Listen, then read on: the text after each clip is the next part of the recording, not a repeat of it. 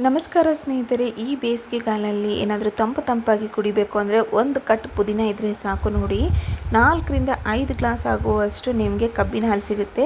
ಮನೆಯಲ್ಲೇ ಸುಲಭವಾಗಿ ಕಬ್ಬಿನ ಹಾಲನ್ನು ಈಸಿಯಾಗಿ ಮಾಡ್ಕೋಬೋದು. ಹಾಗಿದ್ರೆ ಬನ್ನಿ, ಇದನ್ನು ಯಾವ ರೀತಿ ಮಾಡೋದಂತ ಈ ವಿಡಿಯೋದಲ್ಲಿ ತೋರಿಸ್ಕೊಡ್ತಾ ಇದ್ದೀನಿ. ಫಸ್ಟು ನಾನಿಲ್ಲಿ ಒಂದು ಕಟ್ಟೆ ಆಗುವಷ್ಟು ಪುದೀನನ ತೊಗೊಂಡಿದ್ದೀನಿ. ಅದನ್ನು ನೀಟಾಗಿ ವಾಶ್ ಮಾಡ್ಕೋಬೇಕು. ಒಂದು 4 ರಿಂದ 5 ಸತಿ ಇದನ್ನು ವಾಶ್ ಮಾಡ್ಕೊಂಡು ತಗೋಬೇಕು. ಮೇಲ್ಗಡೆ ಭಾಗನೆಲ್ಲ ತೆಗೆದುಬಿಟ್ಟು ಎಲ್ಲ ನೀಟಾಗಿ ಇಟ್ಕೊಂಡು ಒಂದು ಸತಿ ವಾಶ್ ಮಾಡಿಕೊಂಡ್ರೆ ಸಾಕಾಗುತ್ತೆ.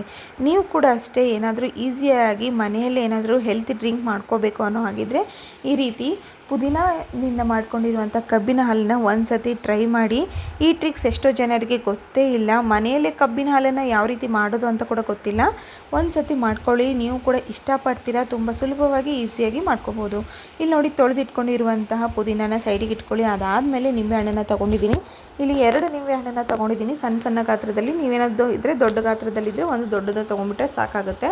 ನೆಕ್ಸ್ಟು ಪುದೀನನ ಮಿಕ್ಸಿ ಜಾರ್ಗೆ ಹಾಕ್ಕೊಳ್ಳಿ. ಅದಕ್ಕೆ ಒಂದು ಬಟ್ಲಾಗುವಷ್ಟು ಬೆಲ್ಲನ ತೊಗೊಂಡಿದ್ದೀನಿ. ಇಲ್ಲಿ ಈ ರೀತಿ ಬೆಲ್ಲನ ಹಾಕಿಬಿಟ್ಟು ಬೆಲ್ಲನ ನೀಟಾಗಿ ಕರಗಿಸ್ಕೊವಂಥ ಬೆಲ್ಲ ಏನಿದೆ ಅದನ್ನು ತೊಗೊಳ್ಳಿ. ಇಲ್ಲಿ ಏನಂತಾರೆ, ಆರ್ಗ್ಯಾನಿಕ್ ಬೆಲ್ಲ ಏನಿರುತ್ತಲ್ಲ ಅದನ್ನು ತೊಗೋಬೇಕಾಗುತ್ತೆ. ಇಲ್ಲ ಅಂತಂದರೆ ಸ್ವಲ್ಪ ನೀರಿನಲ್ಲಿ ಹಾಕಿಬಿಟ್ಟು ಮಣ್ಣೇನಾದರೂ ಇದ್ದರೆ ಅದನ್ನು ಶೋಧಿಸ್ಕೊಂಡು ಹಾಕ್ಕೋಬೋದು. ನೆಕ್ಸ್ಟ್ ಇಲ್ಲಿ 2 ಲಿಂಬೆಹಣ್ಣು ಕಟ್ ಮಾಡ್ಕೊಂಡಿದ್ನಲ್ಲ, ಅದರಲ್ಲಿ 3 ಭಾಗನ ಹಾಕ್ತಾಯಿದ್ದೀನಿ, 1 ಭಾಗನ ಹಾಗೆ ಬಿಡ್ತಾಯಿದ್ದೀನಿ.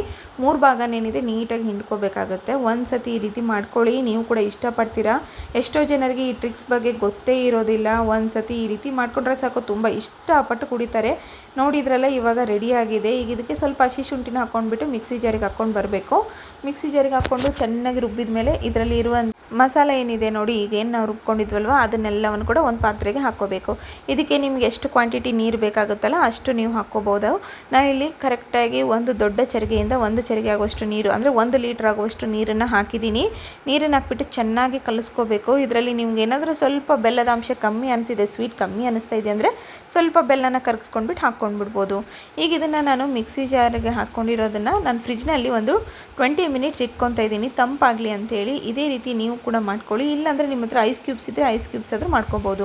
ಈಗ ಇದನ್ನು ಒಂದು ಸತಿ ನೀಟಾಗಿ ಕಲಿಸ್ಕೊಂಡ್ಬಿಟ್ಟು ಶೋಧಿಸ್ಕೊಂಡ್ಬಿಡೋಣ. ಇದರಲ್ಲಿರುವಂಥ ಪುದೀನ ಏನಿದೆ ಅದು ಸಪ್ರೇಟ್ ಆಗಬೇಕು. ಹಾಗಾಗಿ ಇದನ್ನು ಒಂದು ಸತಿ ಶೋಧಿಸ್ಕೊಂಡ್ಬಿಟ್ಟು ಸೈಡಿಗೆ ಇಟ್ಕೊಂಡ್ಬಿಟ್ರೆ ಮುಗೀತು. ಐಸ್ ಕ್ಯೂಬ್ಸ್ನ ಹಾಕ್ಕೊಂಡ್ರೆ ಆಯಿತು. ನೋಡಿ, ಕಬ್ಬಿನ ಹಾಲು ಎಷ್ಟು ಸುಲಭವಾಗಿ ಈಸಿಯಾಗಿ ಮನೆಯಲ್ಲೇ ಮಾಡ್ಕೋಬೋದು ಅಂತೇಳಿ. ತುಂಬ ಈಸಿ ಅಂದರೆ ಈಸಿ. ಒಂದು ಸತಿ ಟ್ರೈ ಮಾಡಿ, ನೀವು ಕೂಡ ಇಷ್ಟಪಡ್ತೀರಾ. ಹಾಗೆ ಹೆಂಗೆ ಬಂದಿದೆ ಅಂತೇಳಿ ಕಮೆಂಟ್ ಮೂಲಕ ತಿಳಿಸಿ. ಈ ಟ್ರಿಕ್ಸ್ ನಿಮಗೆ ಗೊತ್ತಾಯಿದ್ರೆ ಸಾಕು, ಮನೆಯಲ್ಲೇ ಕಬ್ಬಿನ ಹಾಲನ್ನ ಮಾಡ್ಕೋತೀರಾ, ಹೊರಗಡೆ ಹೋಗೋ ನೆಸೆಸಿಟಿನೇ ಇರೋದಿಲ್ಲ. ನೋಡಿದ್ರಲ್ಲ ಎಷ್ಟು ಸುಲಭವಾಗಿ ಮಾಡ್ಕೋಬೋದು ಅಂತ. ಒಂದು ಸತಿ ನೀವು ಕೂಡ ಟ್ರೈ ಮಾಡಿ. ಈ ವಿಡಿಯೋ ನೋಡಿದ್ದಕ್ಕೆ ಧನ್ಯವಾದಗಳು.